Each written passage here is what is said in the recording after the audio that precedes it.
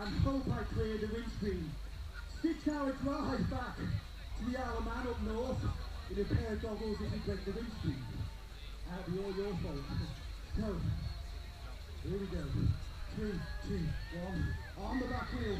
Wheelie in. We're looking good. Oh, drop the front wheel. Over the screen. Woo! Down the first gear now. Slow things down. Round the roof vent. Some idiots left the roof vent open. It must be me.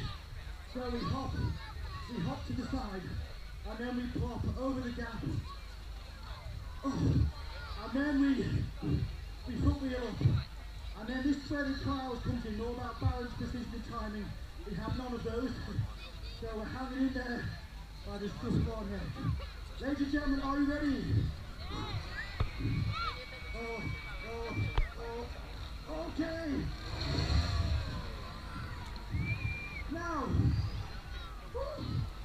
there's the first obstacle. The next one, well,